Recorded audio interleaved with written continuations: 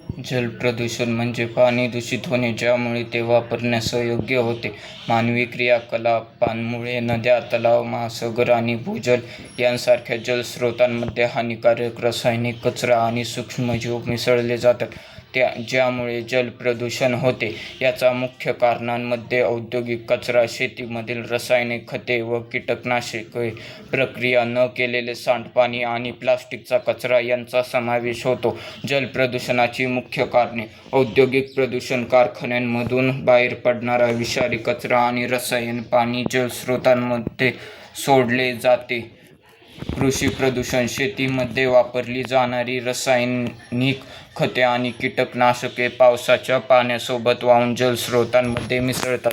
सांडपाणी: प्रक्रिया न केलेले घरगुती आणि व्यावसायिक सांडपाणी थेट नद्या आणि इतर जलस्रोतांमध्ये सोडले जाते. कचरा: प्लास्टिक, इतर अविघटनशील कचरा आणि गाळ जलस्रोतांमध्ये टाकला जातो.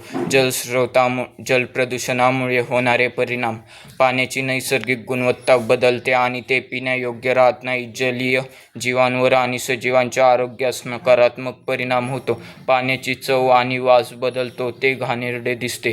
पाणी दूषित झाल्यामुळे आरोग्याच्या विविध समस्या निर्माण होतात.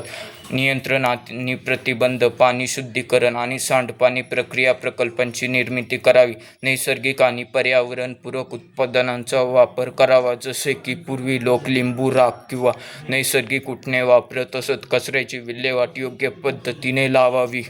जलस्रोतांमध्ये कचरा किंवा रासायनिक पदार्थ टाकू नयेत. जलप्रदूषण आणि त्याचे परिणाम याबद्दल जागरूकता वाढवणे आवश्यक आहे. जलप्रदूषण म्हणजे पाण्याच्या विविध स्रोतांचे प्रदूषण होय. जलप्रदूषण 22 जुलै 2019 मानवी कृती आणि अन्य कारणांमुळे पाण्याची नैसर्गिक गुणवत्तेत प्रत्यक्ष व अप्रत्यक्षपणे बदल होतात आणि पाणी कोणत्याही कारणासाठी वापरण्यायोग्य राहत नाही.